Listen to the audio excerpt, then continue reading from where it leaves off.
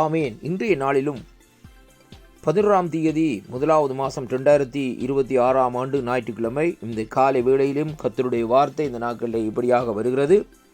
இன்றைய நாளிலும் வேத தியானத்துக்கு எடுத்துக்கொண்ட பகுதி சங்கீதம் 100வது அதிகாரம் 4வது வசனம்.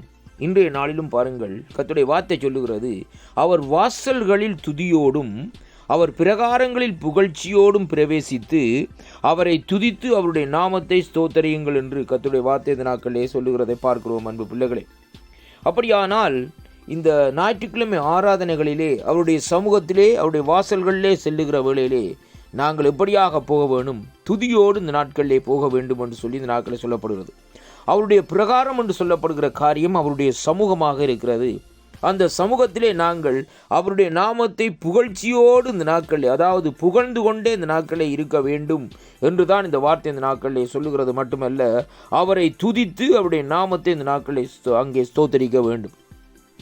ஆலயத்திற்கு இன்றைக்கு எதற்காக இந்த நாட்களில் நாங்கள் செல்லுகிறோம் என்றால், தேவனுடைய நாமத்தை துதித்து அவருடைய நாமத்தை ஸ்தோத்தரிக்கும்படியாகத்தான் இன்றைக்கு ஆலயத்துக்கு செல்லுகிறோம் என்பதை இன்றைக்கு நாங்கள் பார்க்கிறோம். அருமையான கர்த்தருடைய பிள்ளைகளே, வேதம் சொல்லுகிறது இந்த நாட்களிலே, ஆண்டவர் சொல்லுகிறார் திராக்கள் எப்படி என்றால், கொம்பும் விரிகுளம்பும் உள்ள காளை எருதை பார்க்கிலும் இதுவே எனக்கு பிரியம் என்று. அப்படியானால் துதிகளின் மத்தியிலே வாசம் செய்கிறவர், துதிக்கு பாத்திரான கர்த்தரை இந்த நாட்களிலே நாங்கள் சந்திக்கிற வேளையிலேயே அவருடைய துதிகளை நம்முடைய உதடுகளிலே இந்த நாட்களிலே இருக்க வேண்டும். ஏசாயா தீர்க்கதரிசன புத்தகம் 43ஆம் அதிகாரத்தில் சொல்லப்படுகிறது, இந்த ஜனத்தை நான் எனக்கென்று ஏற்படுத்தினேன், இவர்களின் துதியை சொல்லி வருவார்கள். அப்படியானால் அவர் அங்கே நிர்ணயித்த ஜனங்களாய் இருக்கிறபடியினால், நாங்கள் அவருடைய பிள்ளைகளாய் இருக்கிறபடியினால் இன்றைக்கு ஆண்டவருடைய சமூகத்திலே செல்லுகிற ஒவ்வொரு விசுவாசியும் இந்த நாட்களிலே உதடுகளை திறந்து இந்த நாட்களிலே துதிக்க வேண்டும். இன்றைக்கு அநேகரை பார்ப்போமா இருந்தால் ஆலயத்துக்கு வருவார்கள், ஆனால் கைகளை உயர்த்தி துதிக்க மாட்டார்கள், கைதட்ட மாட்டார்கள். ஏதோ இந்த நாட்களில் ஒரு சிலை நின்று போகிற மாதிரி இந்த நாட்களில் போய்கொண்டே இந்த நாட்களில் இருப்பார்கள். அருமையான கர்த்தருடைய பிள்ளைகளே, எப்பொழுது நம்முடைய உதடுகளை துறந்து கரங்களை உயர்த்தி துதிக்கிறோமோ அப்பொழுது நமக்குள்ள ஒரு விடுதலை வருகிறதை உணரக்கூடியதாக இருக்கிறது. அது மட்டுமல்ல, கர்த்தர் அப்பொழுது ஆசீர்வதிக்கிறார். அருமையான கர்த்தருடைய பிள்ளைகளே, தேவாலயத்திலே கர்த்தருடைய பிரசன்னம் இந்த நாட்களில் இருக்கும். அந்த இடத்திலே எத்தனை பேர் இருக்கிறோம் என்பது முக்கியமான காரியம் அல்ல.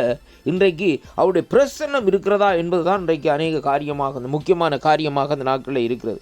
சில வேளை நாங்கள் நினைக்கிறோம் 1000-2000 பேர் ஜனங்கள் இருக்கிற இடத்திலே தான் தேவனுடைய பிரசன்னம் இருக்கும், அதனாலே இந்த நாட்களிலே அந்த ஆலயத்துக்கு தான் போக வேண்டும். அப்படி அல்ல. இந்த நாட்களில் அருமையான கர்த்தருடைய பிள்ளைகளே, என் நாமத்து நிமித்தம் இருவர் ஒருமித்திருந்தால் அந்த இடத்திலே இருப்பேன் என்று சொன்ன தேவன் அந்த இடத்திலே இருக்கிறவராய் இந்த நாட்களில் இருக்கிறார். அப்போ அந்த இடத்திலே ஆராதிக்கிற வேளையிலே 2 ஆத்துமாக்கள் இந்த நாட்களில் ஒருமனப்பட்டு அந்த இடத்திலே இருப்பார்களாக இருந்தால் அந்த இடத்திலே தேவனுடைய பிரசன்னம் இந்த நாட்களில் இருக்கும். ஆனால் நாங்கள் இந்த நாட்களில் அந்த பிரசன்னத்தை வாங்க வேண்டும். அதைத்தான் குறித்து இங்கே சங்கீதக்காரர் சொல்லுகிறார். இந்த நாட்களில் எப்படி என்று சொன்னால், அருமையான கர்த்தருடைய பிள்ளைகளே, அவர் வாசல்களில் துதியோடும் அவருடைய பிரகாரங்களில் புகழ்ச்சியோடும் பிரவேசித்து அவரை துதியுங்கள், அவருடைய நாமத்தை ஸ்தோத்திரம் பண்ணுங்கள். ஏனென்றால் கர்த்தர் நல்லவர், அவருடைய கிருபை என்றும் உள்ளது, அவருடைய உண்மை தலைமுறையாக இருக்கிறது. அருமையான கர்த்தருடைய பிள்ளைகளே, தேவாலயத்திலே நாங்கள் அங்கே அவருடைய சமூகத்திலே துதிக்கிற வேளையிலே தான் அவருடைய கிருபை நமக்குள்ளே பெருகி கொண்டு போகும். அவருடைய கிருபை வேண்டுமா இருந்தால் நீங்கள் செய்ய வேண்டிய காரியம் என்ன? கர்த்தரை துதியுங்கள். வேறு ஒன்றுமே இந்த நாட்களில் செய்ய வேண்டிய அவசியம் இல்லை. அருமையான கர்த்தருடைய பிள்ளைகளே, நீங்கள் செய்கிற தான தர்மத்தினாலே அந்த கிருபை பெருகுவதல்ல. கர்த்தரை நீங்கள் துதிக்கிற வேளையிலே தான் தேவன் அங்கே யார் மேலே தான் இறங்க சித்தமாக இருக்கிறாரோ அந்த வேளையிலே இந்த நாட்களில் இறங்கி இந்த நாட்களில் அவர் காரியங்களை செயல்படுத்துகிறதை அங்கே காணக்கூடியதாக இருக்கு. அருமையான அன்பு பிள்ளைகளே, பவுலும் சீலாவும் துதித்தார்கள். பவுலும் சீலாவும் மேலே ஆண்டவர் இறங்கினார். சங்கிலிகள் தெறிக்கப்பட்டது, சிறை கதவுகள் உடைக்கப்பட்டது என்று வேதம் சொல்லுகிறது. அருமையான கர்த்தருடைய பிள்ளைகளே, பேதுரு சிறையிலே இருக்கிற வேளையிலே அங்கே பார்க்கிற வேளையிலே அங்கே ரோது என்ற பெண்ணோடு சேர்ந்து இந்த நாட்களில் என்ன செய்தார்கள்? அங்கே அவர்கள் இந்த நாட்களில் ஆண்டவருடைய நாமத்தை உயர்த்தி மகிமைப்படுத்தி ஜெபம் பண்ணி துதித்து கொண்டிருந்தார்கள்.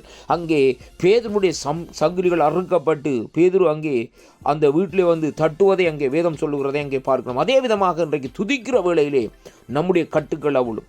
ஆலயத்துக்கு போகிற வழியில் உங்கள் நடையை காத்து கொள்ளுங்கள். அவர் வாசல்களில் துதியோடும் அவர் பிரகாரங்களில் புகழ்ச்சியோடும் பிரவேசித்து அவரை துதித்து அவருடைய நாமத்தை ஸ்தோத்தரியுங்கள். கர்த்தர் உங்களை அப்பொழுது ஆசீர்வதிப்பார். இந்த வாக்குத்தத்தம் உங்களுடைய வாழ்க்கையிலே மிகவும் ஒரு பெரிய ஆசீர்வாதத்தை கொண்டு வரும். அதனாலே வாய்களை அப்படியே சும்மா வைத்து கொண்டிருக்காதபடி துதியுங்கள், உதடுகளை துறந்து இந்த நாட்களை ஸ்தோத்திர பலிகளை செலுத்துங்கள். அதற்காகத்தான் ஆண்டவர் இந்த நாட்களை நம்மை அழைத்திருக்கிறார். அப்படியானால் அவரை உயர்த்தி மகிழ்கிற வேளையிலே அவர் நம்மை ஆசீர்வதிப்பார். கர்த்தர் தாமே உங்கள் ஒவ்வொருவரையும் ஆசீர்வதிப்பாராக என்று என் ஆண்டவரும் என் இரட்சகருமாய் இருக்கிற இயேசு கிறிஸ்துவின் இனிய நாமத்தில் இந்த நாட்களிலே ஆசீர்வதித்து வாழ்த்துகிறேன். கர்த்தாவே, இந்த வாக்குத்தத்தங்களை கேட்கிற ஒவ்வொரு பிள்ளைகளும் உதடுகளை திறந்து துதிக்கும்படியாக நீர் அவளை ஆசீர்வதித்து அருளும்படியாக இரட்சகராகிய மீட்பர் இயேசுவின் நாமத்திலே வாழ்த்துகிறேன். ஆமேன், ஆமேன்.